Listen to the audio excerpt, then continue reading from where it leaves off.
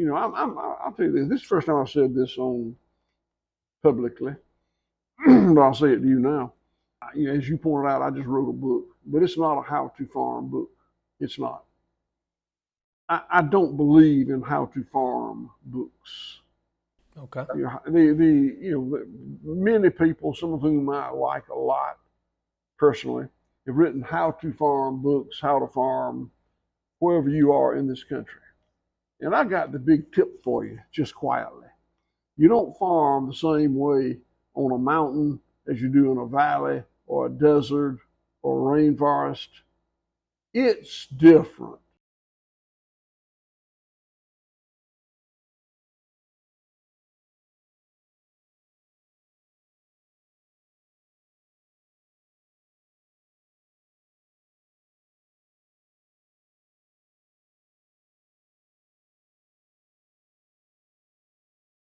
Mr. Will Harris, how are you, sir? I'm fine, Peter Byck. How you doing? I'm doing very, very well. Byck means bull in Polish. Did you know that? Are you aware of that? I didn't know that. Yeah, absolutely. Means bull, huh? Well, that's actually that's pretty appropriate for the way I've been leading my life, huh? I thought it was incredibly appropriate. You're well named. So, Will Harris, you've written a book. I have, Peter. And so here we are at Carbon Cowboys Conversations number 3. You were number 1 with Gabe and Alan Williams, and now we're doing the third one. We want to talk about your book. What's the name of this book? Life and Times of Peter Byck. Yeah. What's the real name? A Bold Return to Giving a Damn. One farm, 6 generations, and the future of food. A bold return to giving a damn. Gotcha. All right, cool. Yeah. I like that. It's quite an honor. We were approached by Random House Penguin Viking, and they bought the book rights, and they realized I couldn't write for crap, so they hired a young woman. I went to the University of Georgia. I majored in agriculture. We didn't do much writing. And they hired a brilliant young woman named Emily Graven, who lives in California. Right. And we spent a year together. I mean, she was here quite a lot, and we had a weekly 2 or 3 hour phone conversation, and then some other back and forth. So I think she did a great job. I'm a big Emily fan. Nice. So let's talk about some of the highlights of the book, some of the things that you talk about in the book. And then if you want to just veer left or right, as you will, we'll do that. But let's talk about the erosion of the farming structure after World War II. And there's quite a lot about that. Prior to World War II, farming was a very cyclical business. Post-World War II, we made it a very linear business. I say we, my dad, I wasn't alive then, but my dad was. He was on this farm. He was part of the leadership in terms of changing the way he farmed this land and influencing others. When I came of age, I never wanted to do anything except farm in a very linear, industrial, commodity, monocultural manner, just like my dad did, because I loved it. So I went to the University of Georgia, majored in animal science, College of Agriculture, came home and farmed the way he did for 20 years. And then, in the mid-90s, I started moving away from that model. And we've been moving away from it for 25 years. And I'm happier and happier and happier the further I move from it. I really don't feel like I'm moving from anything. I'm moving towards something. But people always ask me, do you make more money focusing on soil health? What do you say to that? Well, the short answer would be no, but probably the more accurate answer is if we accounted for all the damage we do in the industrial monocultural farming system, then I think more money is made. We do that whole farming culture is so damaging to the land and the water and the other species, not the target species. I can just go on and on. The economic damage to rural America. They're just dozens and dozens of layers of damage that are not reflected in the P&L of the farm that's culpable in it. Right. So if you had to pay for soil erosion, flooding downstream, damage to wildlife, those sorts of things, you couldn't do it. You simply couldn't farm that way. Yeah. Industrial agriculture, monocultural industrial agriculture with dependence on chemical fertilizers and pesticides has caused this huge dead zone in the Gulf of Mexico. What did that cost? I mean, I don't even know how you would start to calculate it. But those costs did not fall on the farmer or the chemical company or the fertilizer company that actually inflicted the damage. The cost is spread across all of us. And we can go on and on and on with dozens, probably hundreds of examples of similar situations where the costs are diverted. Yeah. From your perspective, are people looking to be more connected with farms and food and farmers now? Or is it just the same as always and you're just finding people like that because of the way you're farming? Well, like everything else, Peter, the answer is complicated. I think that there are more and more people interested, focused upon the damage that we do with industrial agriculture. But there's more and more trickery going on by the big food companies spinning the story in a manner that causes people to really just not know what to believe. And that's further complicated by big food companies importing foods with claims on it from other countries. And I'm not saying these claims are not true. I don't know. Mm-hmm. But I do know that a huge percentage of the grass-fed beef business is imported grass-fed beef. And there's a lot of things going on that make it very, very easy for these companies to mislead the consumer.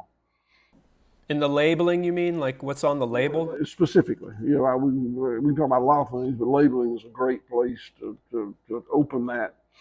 The product can come into the country and be marketed in your grocery store as product of the USA.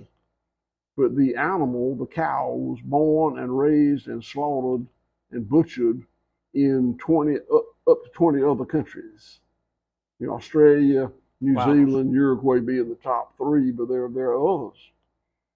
But when the shopper sees it at the grocery store, it says product of the USA, and probably has an address of an American processor or marketer.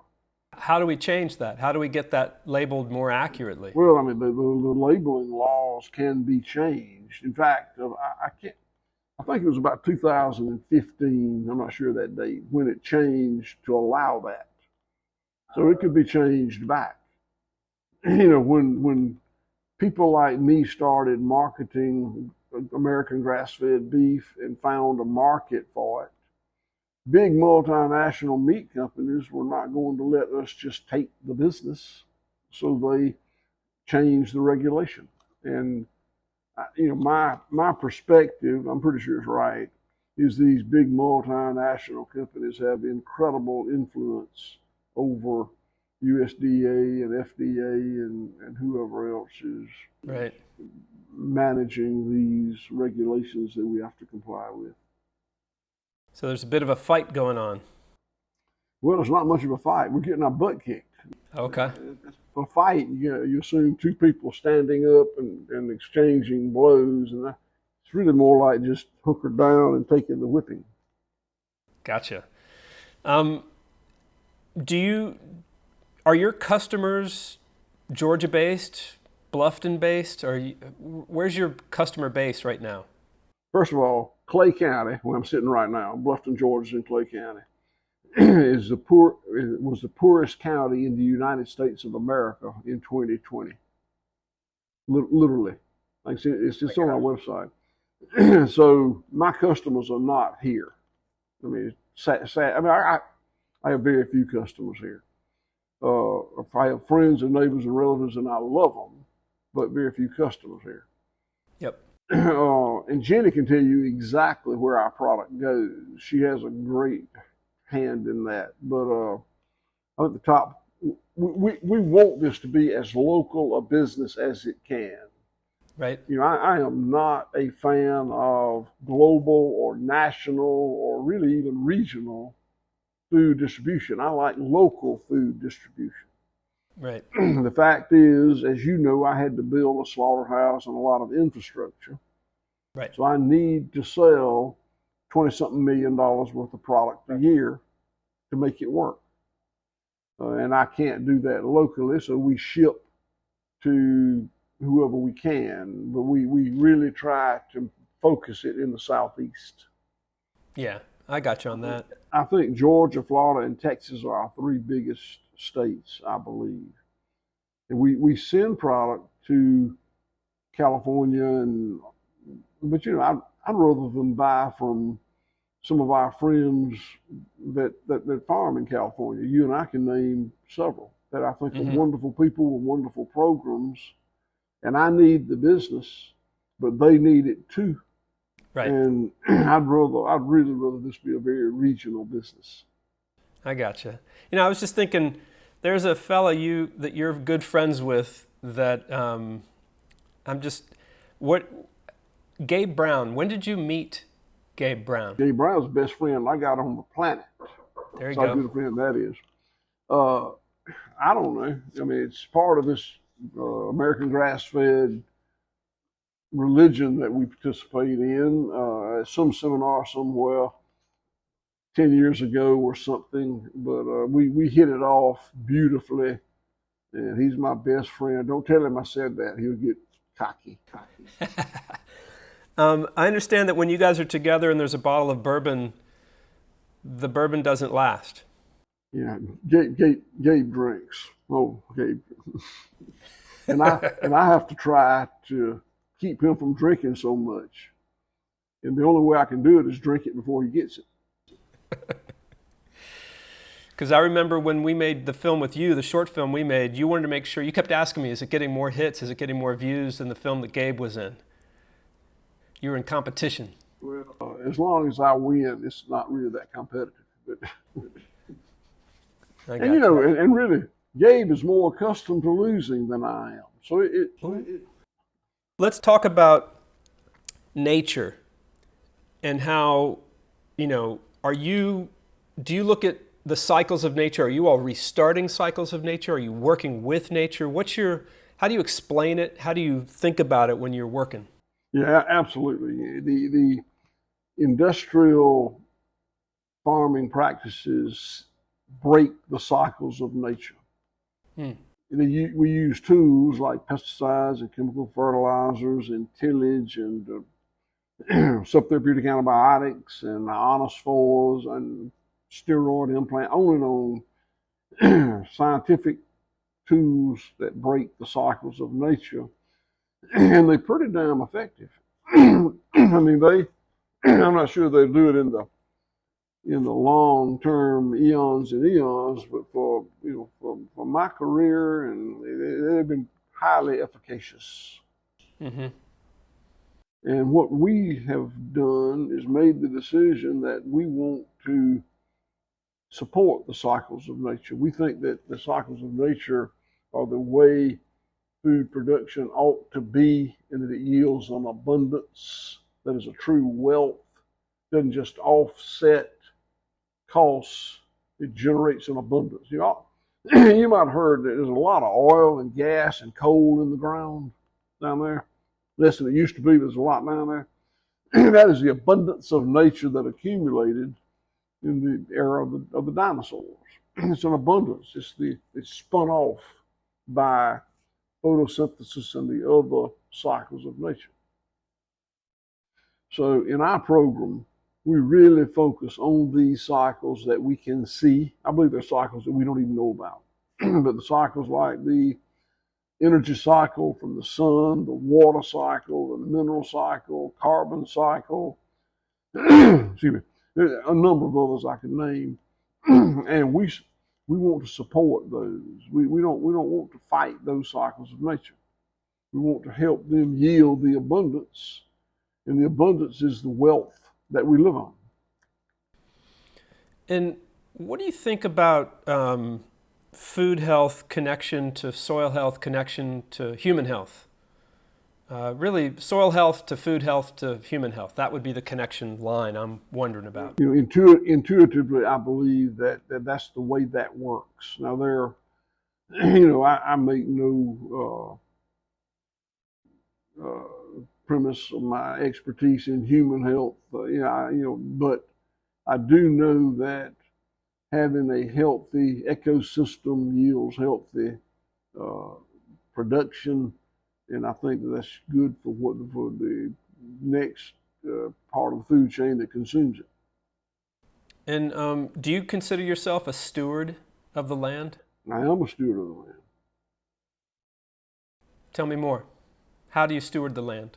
My job is to see to it that the land is made as good as it can be. Sadly, my family degraded this land.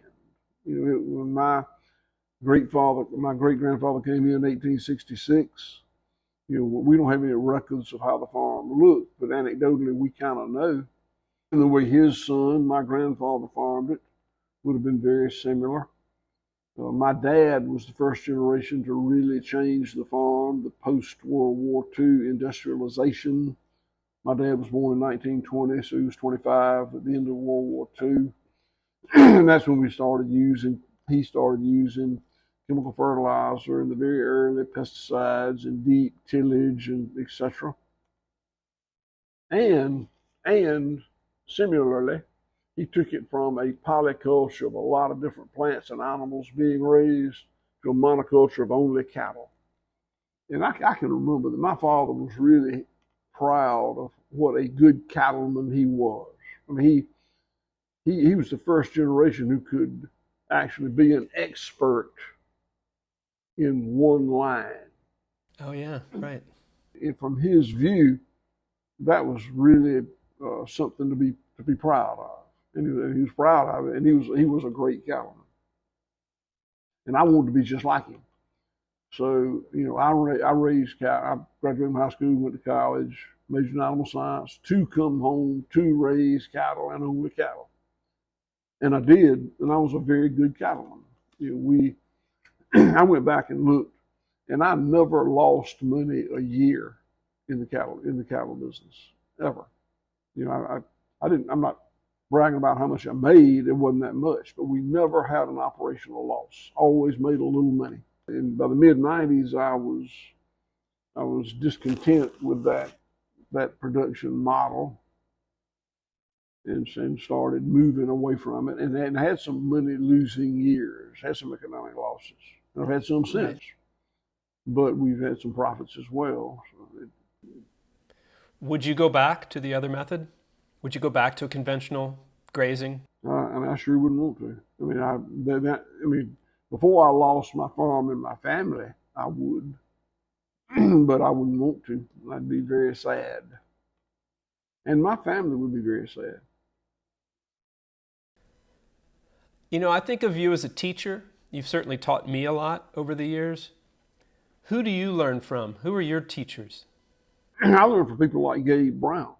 I think we exchange a lot of information, and there are others. There are a lot of them out there. Spencer Smith. I can make you a list, but there are a number of practitioners out there that I respect, mm-hmm. that I benefit from. There's also a lot of not quite charlatans. Charlatans would be a little overstated, but there are a lot of people writing a lot of books with a very little bit of experience, and they're good people, and I think they know, but I think they probably don't know much. You know, I'll tell you this. This is the first time I've said this on publicly, but I'll say it to you now. Uh, as you pointed out, I just wrote a book, but it's not a how-to farm book. It's not. I don't believe in how-to farm books. Okay. Many people, some of whom I like a lot personally, have written how-to farm books, how to farm wherever you are in this country. And I got the big tip for you, just quietly. You don't farm the same way on a mountain as you do in a valley or a desert or a rainforest. It's different. It's very, very different. You find very different indigenous species in all those climates and subclimates and ecologies. And to say that, and I think this was so wrong, in this country, you look at the crop: corn, peanuts, peanuts here, corn, cotton, soybeans, wheat, all the big crops. And we grow them all over the country. Mm-hmm. More and more. More and more, all over the country. We grow a tremendous amount of corn in Georgia. A lot of corn in Georgia. Well, I got the big tip, a second big tip for you. Georgia's probably not the best place to grow corn. I mean, you can make tremendous yields if you put enough chemical fertilizer and pump enough water out of the ground. And we do it in Georgia because we've got a huge industrial chicken, poultry market here in Georgia. Got it. That becomes chicken feed. Georgia raises a tremendous amount of corn, but we're corn deficit as a state because we've got such a huge #1 poultry state in the union, Georgia. I got you. The fact that so many of the teachers are teaching how to farm, whether it's organic or regenerative, and it's the same all over the country. When post World War II, when agriculture education changed. So when I went to the University of Georgia, my major, animal science, had previously been animal husbandry. Mm-hmm. But they changed the name. There was an intentional change of the name, and the curriculum changed. And it's disturbing to me that as a Georgia alumnus, I read the stuff they send out, and professors come to Georgia from Iowa and take over different fields. They leave Georgia and go to New Mexico and take over different fields. They leave there and go to Washington State. All these academics are transferring back and forth all over the country, teaching their very narrow discipline. And, there's just so much wrong with that. I think I'm real good at raising livestock on this farm in Bluffton, Georgia. But if you move me 100 miles away, I wouldn't be as good. If you move me 500 miles away, I'd be bad. 1,000. So, I see your point. Part of the industrialization commoditization has been this rubber stamp kind of teaching through the land grant system. Yep.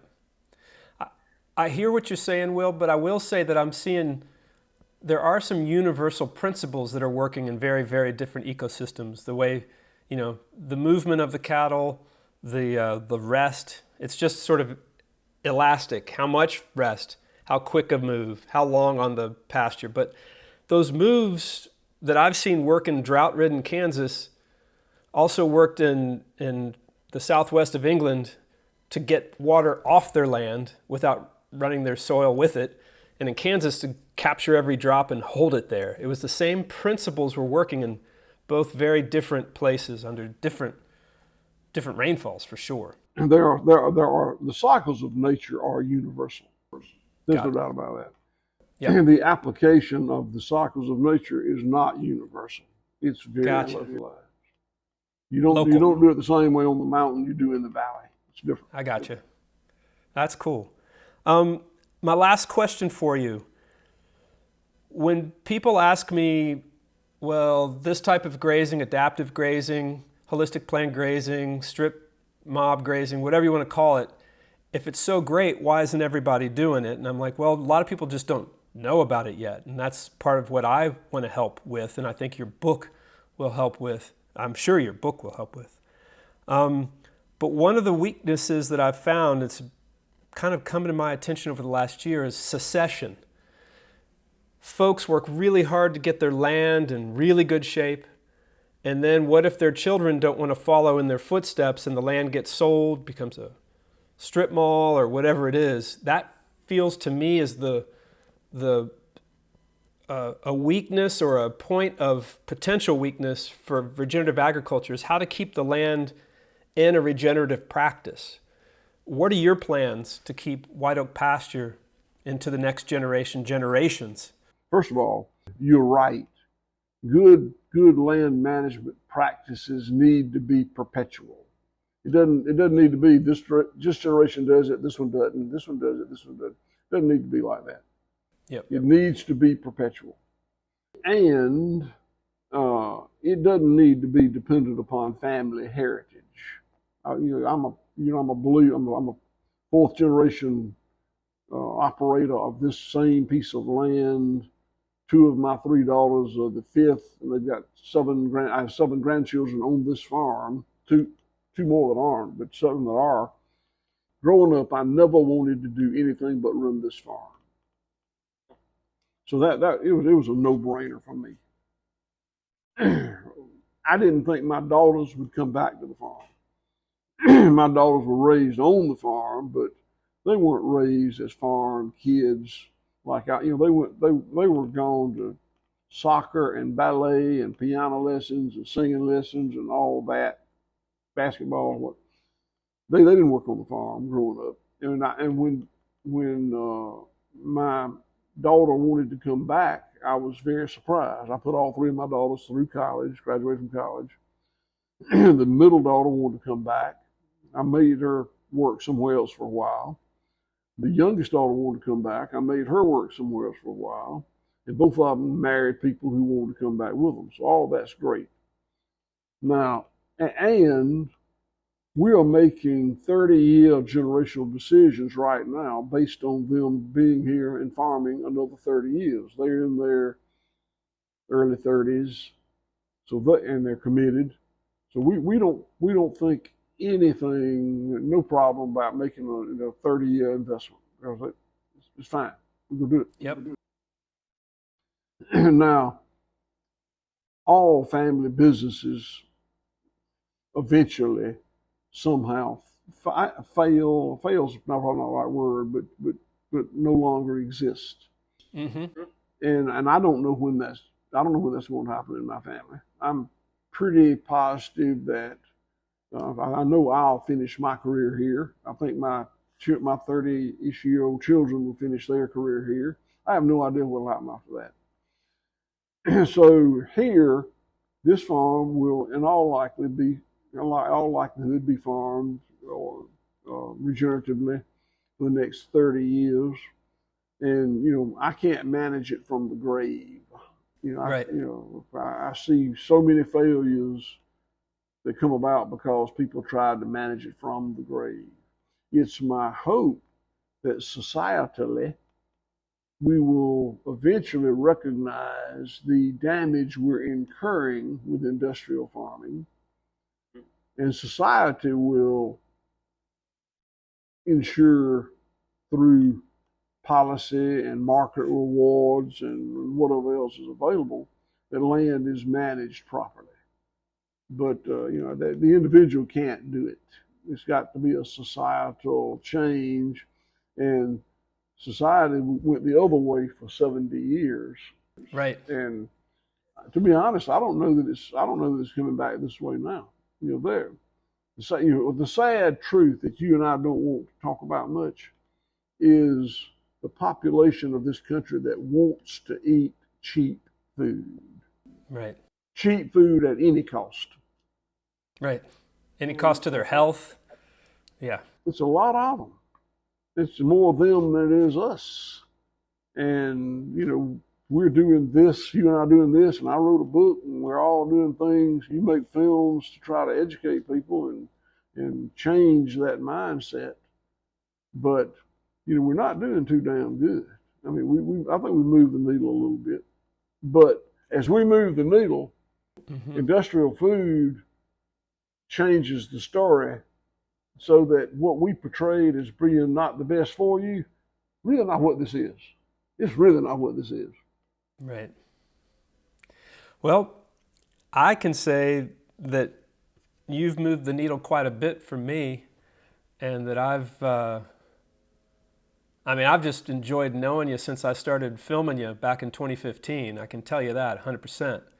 And I hope that what we do is beneficial for you. I know what you do is beneficial for me. And I know this book's coming out next week, which, next week being the week of the first week of October. And I wish you such great success with this book, and your family great success with the book and the farm. And, I'll just keep visiting you every time I get even close to Bluffton. I'm there. I hope you will, Peter Byck. I value the relationship. Thank you.